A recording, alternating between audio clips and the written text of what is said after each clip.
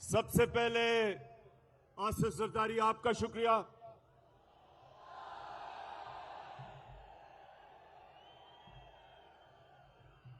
उसके बाद जिसकी कीमत नीचे आ गई है डीजल, उसका शुक्रिया।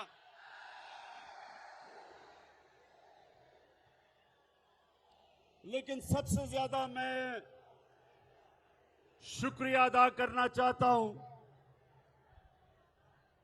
जो पाकिस्तान का जूते पॉलिश करने वाला एक्सपर्ट, जूता देखता तो पॉलिश शुरू कर देता है, वो है मकसूद चपरासी वाला शहबाज शरीफ।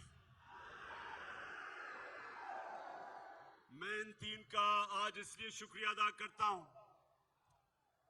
कि इन्होंने, इनकी शक्लें देख के लोगों को इतना खौफ आया है कि ये फिर से वापस ना आ जाए कि अल्लाह ने सारों के दिल मेरी तरफ मोड़ दिए। मैं आपका बहुत बहुत शुक्रिया अदा करता हूं।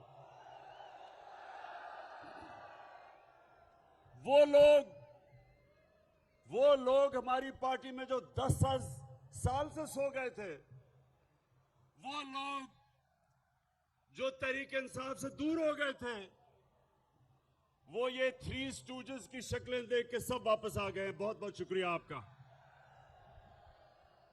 लेकिन मेरे पाकिस्तानियों, कमालिया के बाशऊर लोगों,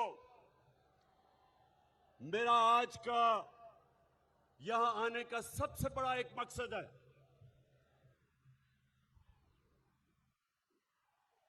मैंने, नौजवानों, आप जरा मेरी बात गौर से आपने सुननी है कि मेरी जितनी उम्र है सारी दुनिया फिरा हूं मैं। कोई दुनिया का शायद ही मुल्क है जो मैं नहीं देखा। बरतानिया का जो सारा निजाम, उनकी जमहूरियत, उनका सारा एडमिनिस्ट्रेटिव सिस्टम, उस कौम का किरदार मैंने बड़े गौर से अंदर से देखा है। शायद ही पाकिस्तान में, बल्कि कोई पाकिस्तान में सियासतदान है ही नहीं ऐसा जो इतना, जिसका गौर से और अंदरूनी मुताला बरतानिया के सिस्टम का जो मेरा है। तो मैं जो आपको नौजवानों, क्योंकि नौजवान आप इस मुल्क का मुस्तकबिल है, तो जो मैं आपको पैगाम देना चाहता हूं वो ये कि जब तक एक कौम अच्छे की और बुरे की तमीज नहीं करती, वो कौम मर जाती है। मौलाना रूमी से किसी ने पूछा कि मौलाना साहब एक कौम कैसे मरती है, तो मौलाना रूमी ने कहा कि 2 दरख्तों की मिसाल दी। एक बहुत खूबसूरत दरख्त, खुशबूदार, और एक बड़ा बदसूरत दरख्त। कहता इन दोनों दरख्तों के अंदर जब एक कौम फर्क करना खत्म हो जाता है, यानी कि अच्छे और बुरे की कौम तमीज खत्म करती है, मर जाती है। जो वो माशरा मैंने अंदर से देखा है, नौजवानों, जो माशरा मैंने देखा है, अल्लाह का हुक्म है कुरान में, बार बार अल्लाह ने हुक्म दिया कुरान में, अमर बिल मारूफ। उसका हुक्म यह है कौम को, हुकूमत को नहीं। हुकूमत को उसने कहा कि कानून की बालादस्ती कायम करो, इंसाफ दो, फलाई रियासत बनाओ, इंसानियत का निजाम लेके आओ, जो आपका कमजोर तबका उसकी मदद करो। लेकिन अवाम को अल्लाह ने हुक्म दिया है कि तुम अच्छाई के साथ खड़े हो और बुराई के खिलाफ जहाद लड़ो। अल्लाह ने इंसानों को ये सुने नौजवानों, जब आप अच्छाई देखते हैं, बुराई देखते हैं माशरे में,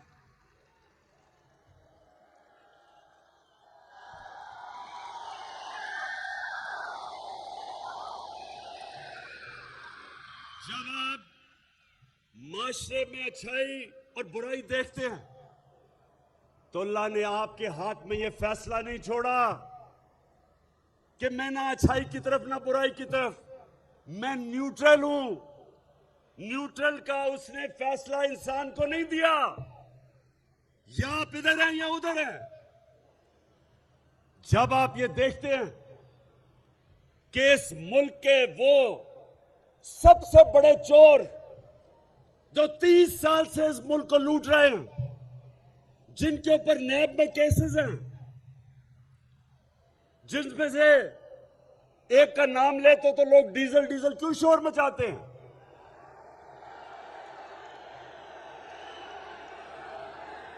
लोग इसलिए शोर मचाते हैं कि सियासत करते हो इस्लाम के नाम पे और अपना जमीर बेचते हो डीजल के परमिट के ऊपर। दूसरी तरफ इस मुल्क की बड़ी बीमारी जरदारी, अरबों रुपए के इसके ऊपर नैब में केसेस हैं। और कौन से केसेस हैं? फेक अकाउंट्स के, जाली अकाउंट्स, इन्होंने चोरी का पैसा जाली अकाउंट्स में डाल के बाहर भेजा। अरबों रुपए के केसेस पड़े हुए नैब में। और तीसरा, चेरी ब्लॉसम्स। आपको पता है चेरी ब्लॉसम ज्यादा, जूता ज्यादा चमकता है उससे। तो चेरी ब्लॉसम शरीफ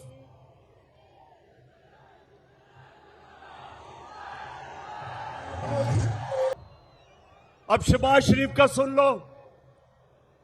एक दिन पता चलता है कि इसका चपड़ासी, जिसका नाम मकसूद था, उसके बैंक में सिर्फ 375 करोड़ रुपए आ जाता है और सारे नौकरों के बैंकों में 1600 करोड़ रुपए आ जाता है। अब इसका केस लगा हुआ है, इसके केस का फैसला होना है। अभी तक बचता रहा है। कभी कमर में दर्द हो जाती है, कभी वकील नहीं आता, कभी जज को टाइम ले लेता है। इसको भी पता है कि इसका टाइम आने वाला है। इसको पता है कि अगर ये इमरान खान और थोड़ी देर चल गया तो शहबाज शरीफ ने जेल में जाना है। और फिर एक चौथा फनकार है। चौथा फनकार वो है, वो कौन है वो चौथा फनकार? लंदन में बैठा हुआ है। उसका, अब जरा उसका सुनो, उसका केस क्या है? पहले तो अदालत से वो मुजरिम करार दे दिया गया। उसकी बेटी के नाम पे पैनामा पेपर के इंकशाफ में पता चला कि 4 बड़े बड़े अरबों रुपए के लंदन के सबसे महंगे इलाके में 4 बड़े बड़े महलात उसकी बेटी के नाम पे निकल आया। हमने तो नहीं निकाले, पैनामा पेपर के अंदर आ गया। अब उसका भी केस चल रहा है। तो ये सारे नैबज़दा इकट्ठे हुए, इन सारों ने मिलकर कहा कि देखो, पहले तो हमने सोचा था कि इमरान खान अभी गया, जब हमारा मुल्क आए तो दिवालिया निकला हुआ था। सारों ने कहा कि तुम मुल्क को निकाल ही नहीं सकता। वो मुल्क निकल गया। फिर कोरोना आ गया। जब कोरोना आया,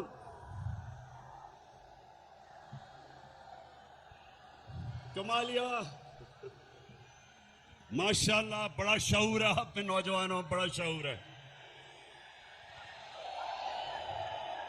शहबाज शरीफ उस वक्त लंदन में बैठा हुआ था, बेटे को इसने बाहर भिजवा दिया था, दामाद को बाहर भिजवा दिया था, नवाज शरीफ के बेटे बाहर बैठे थे, इसहाक डार बाहर बैठा था, उनके बेटे बाहर बैठे थे, सब लंदन में बैठे थे। इस तरह लगता है कि ये ग्वाल मंडी में नहीं पैदा हुआ है, ये सारे लंदन में मलका क्वीन उसके घर में पैदा हुए हैं सारे।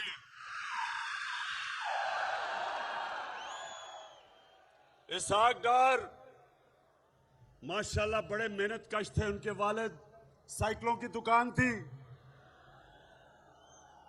आज अगर आप उसका रहन सहन देखें और उसके बच्चों का, तो आपको पता चलेगा कि कितना पैसा इस मुल्क का ये लूट के बाहर लेके गए हैं।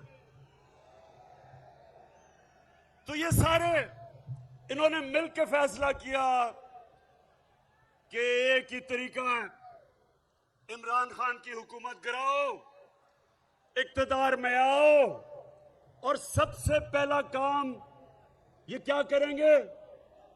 क्या बैठे हैं, क्या काम करेंगे? नैब को खत्म करेंगे, अपने करप्शन केस खत्म करेंगे। पहले उन्होंने पूरी कोशिश की कि इमरान खान इनको एनआरओ दे देगा, मुशर्रफ ने इनको एनआरओ दे दिया। जितनी इन्होंने पहले जितनी करप्शन की थी वो सब माफ हो गई। इन्होंने फिर से आए 10 साल दोनों हाथों से मुल्क को लूटा, केस इनके तब बने, और जोर इमरान खान पे लगा रहे हैं कि अगर आपने हमें करप्शन केस माफ ना किए तो हम आपकी हुकूमत ही चलने देंगे। मैं बार बार ये 3 चूहों को पैगाम दे रहा हूं कि हुकूमत जानी तो मामूली चीज है। 3 स्टूजेस, चूहे तो बड़ी चूहो,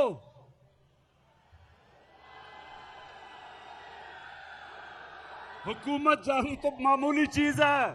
मेरी जान भी चली जाए तुम्हें मैं कभी नहीं छोड़ूंगा।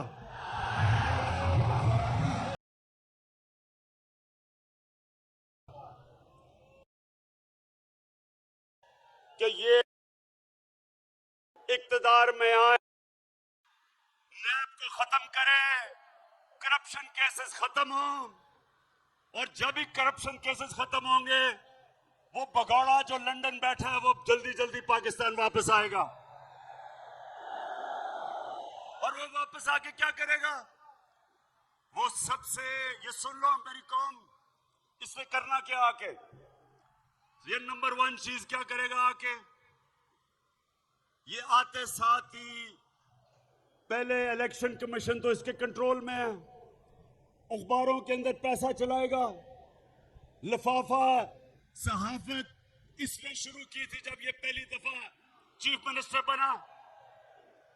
इसने मीडिया को पैसा चलाना, इलेक्शन कमीशन पहले इसके साथ है।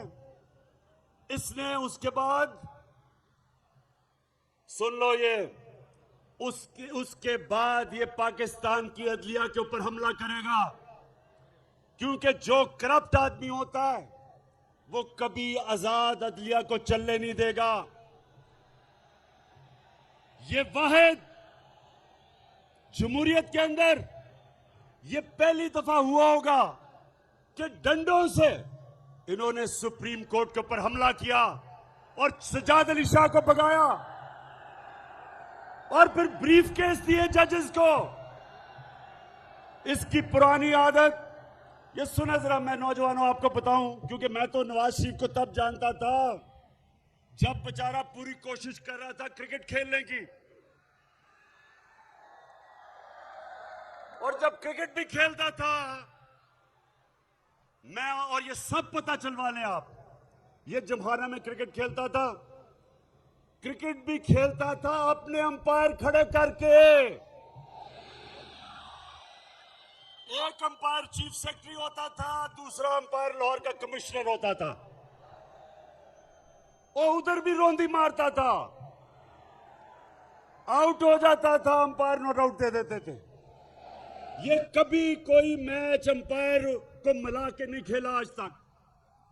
उसके बाद इसने सहाफत पे पैसा चलाया, इसने जजेस खरीदे, इसने लाहौर के एलडीए के प्लॉट्स दे के जजेस को खरीदा, इसने छांगा मांगा की सियासत शुरू की, मेंबर ऑफ पार्लियामेंट की कीमत लगाई, उनको छांगा मांगा के रेस्ट हाउस में बंद किया। इसलिए बंद किया कि दूसरी तरफ भी बोली लग रही थी। यानी भेड़ बकरियों की तरह पहली दफा पाकिस्तान के सियासतदानों ने अपने आप को बेचना शुरू किया। ये नवाज शरीफ ने शुरू किया। तो ये अब आएगा, ये अदलिया के ऊपर हमला करेगा। अभी से ये अदलिया को तकसीम कर रहा है, अभी से सुप्रीम कोर्ट के अंदर जजेस को अपने साथ मिला रहा है। ये कभी आजाद अदलिया को चलने नहीं देगा, क्योंकि इसने अपने केसेस खत्म करने हैं। और फिर ये सुन लो, जो अगला हमला करेगा, ये इसका अगला हमला होगा पाकिस्तान की फौज के ऊपर। अभी तक जितने भी आर्मी चीफ आए हैं, सबके साथ इसके इख्तलाफात हुए। खुद पहले आर्मी चीफ बनाता है, उससे इख्तलाफ क्यों होता है? अब मुझे बताओ नौजवानों, क्यों इसका आर्मी चीफ के साथ इख्तलाफ होते हैं? इसलिए कि आर्मी के पास जो एजेंसीज हैं, उनको सबसे पहले पता चल जाता है इसकी चोरी का, और ये कंट्रोल करना चाहता है। बाकी इदारे कंट्रोल कर चुका होता है, फौज से उसको डर होता है, फिर इसकी पूरी कोशिश होती है फौज को कंट्रोल करने की। फिर इसका इख्तलाफ होते हैं आर्मी के चीफ के साथ, और फिर ये छुप छुप के पिछले दौर में नरेंद्र मोदी से मिल रहा था। बरकत दत्त अपनी किताब में लिखती है कि नेपाल में जनाब नरेंद्र मोदी और नवाज शरीफ छुप छुप के मिल रहे थे, जैसे कि कोई रोमांस चल रहा है इनके बीच में। और वहां वो लिखती है अपनी किताब में कि छुप के क्यों मिल रहे थे, क्योंकि नवाज शरीफ को अपनी फौज से डर लग रहा था। तो कमालिया और मेरे पाकिस्तान के लोग जो आप देख रहे हो, ये जो डॉन लीग्स थी, वो क्या थी? हिंदुस्तान को पैगाम पहुंचा रहे जी कि मैं तो दोस्ती करना चाहता हूं, फौज नहीं मानती। उधर से जरदारी, उसने क्या किया? मोनो गेट क्या था? हुसैन हक्कानी, उसका एम्बेसडर, अमेरिकनों को कहता है कि जनाब आसिफ जरदारी को पाकिस्तानी फौज से बचा लो। ये हैं वो लोग जो अपने पैसे के गुलाम हैं। ये कभी आपके लिए आजाद फॉरेन पॉलिसी नहीं बना सकते। शहबाज शरीफ ने जब कहा कि पहले तो उसने कहा कि जी इमरान खान को यूरोपियन यूनियन के एम्बेसडर्स की तनकीद नहीं करनी चाहिए थी। क्यों नहीं करनी चाहिए थी शहबाज शरीफ? उन्होंने प्रोटोकॉल तोड़ा था। कभी भी एम्बेसडर्स इस तरह की स्टेटमेंट नहीं देते।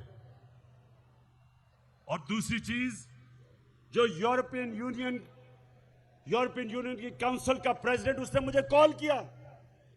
उसने कहा इमरान खान, हम तुम्हारी मदद चाहते हैं कि रूस की और जो यूक्रेन की लड़ाई है, तुम्हारी तरह के लीडर हम चाहते हैं जो बीच में पड़ के अमन लेके आए। शहबाज शरीफ जूते पॉलिश करने वालों को ये नहीं पूछते, लोग उनकी इज्जत नहीं करते। और फिर शहबाज शरीफ ने कहा एब्सोल्युटली नॉट, इमरान खान को नहीं कहना चाहिए था। बताएं आप, इमरान खान को कहना चाहिए था या नहीं? शहबाज शरीफ एब्सोल्युटली नॉट क्यों कहा था इमरान खान ने?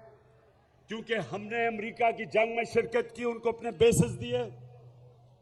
उन्होंने यहां से जब जंग की अफगानिस्तान में, हम शरीक हो गए। 80,000 पाकिस्तानी उन्होंने अपनी जान की कुर्बानी दी। हमारा कबाली इलाका उजड़ गया। कभी पूछे कबाली इलाके के लोगों से कि उनके ऊपर किस किस्म की क़यामत आई। 35 लाख लोगों ने नकल मकानी की उस जंग में हमने जब शिरकत की। उन लोगों से पूछे जिन्होंने नकल मकानी की थी। ज़कात देने वाले एकदम ज़कात लेने वाले बन गए। $100 अरब से ज्यादा मुल्क को नुकसान हुआ। तो शहबाज शरीफ मुझे बताएं क्या मिला पाकिस्तान को? हमने जब उनकी जंग में शिरकत की, क्या मिला पाकिस्तान को? हमें बुरा भला कहा गया, हमें कहा तुम दोगले हो। अफगानिस्तान में जब जंग नहीं जीती गई, पाकिस्तान को जिम्मेदार ठहराया। मैं ये कभी नहीं कहता कि हम किसी से अपने ताल्लुकात खराब करें। मैं कभी नहीं कहता कि हम अमेरिका या यूरोपियन यूनियन से अपने ताल्लुकात खराब करें, बल्कि अच्छे करने चाहिए। लेकिन शहबाज शरीफ, मैं ये कहता हूं कि ताल्लुकात अच्छे करने में और उनके जूते पॉलिश करने में बड़ा फर्क है। आप और आपका बड़ा भाई और आसिफ जरदारी ये हमेशा बाहर की कुव्वतों की गुलामी इसलिए करेंगे कि इनका अरबों रुपया चोरी का मुल्क से बाहर पड़ा है। जिन लोगों का चोरी का पैसा ऑफशोर अकाउंट्स में पड़ा है, बड़े बड़े बाहर की जायदादों में, लंदन में, बाहर के मुल्कों में पड़ा है, वो कभी इस मुल्क की फॉरेन पॉलिसी को एक आजाद फॉरेन पॉलिसी नहीं बनने देंगे। अपनी चोरी किए हुए पैसे की गुलामी करेंगे।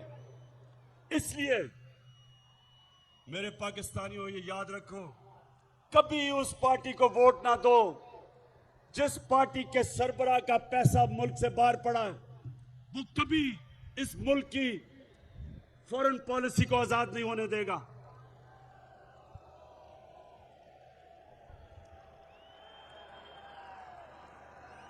और दूसरी चीज, नौजवानों, अब दूसरी चीज, ये चोरों का डोला क्यों इकट्ठा हो गया?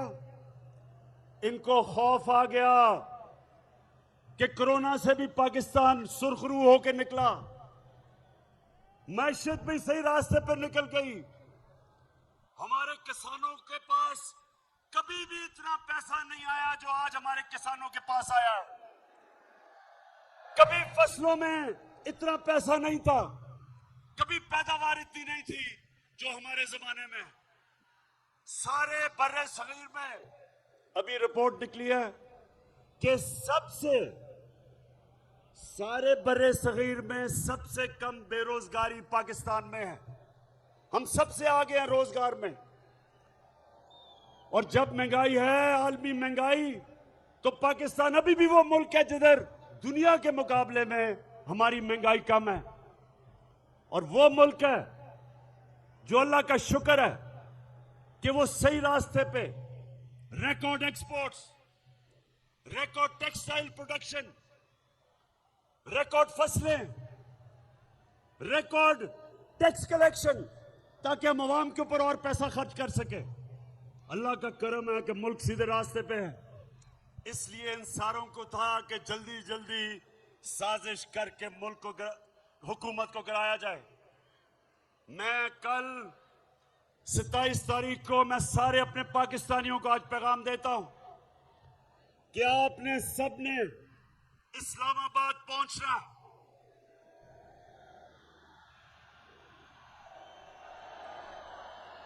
आप सबने इस्लामाबाद इसलिए पहुंचना है, अल्लाह का हुक्म है, अमर बिल मारूफ, कि जब आप देख रहे हैं कि हुकूमत को कैसे गिरा रहे हैं, 20 से 25 करोड़ रुपया हमारे एमएनएस को देके उनका जमीर खरीद रहे हैं खुलेआम।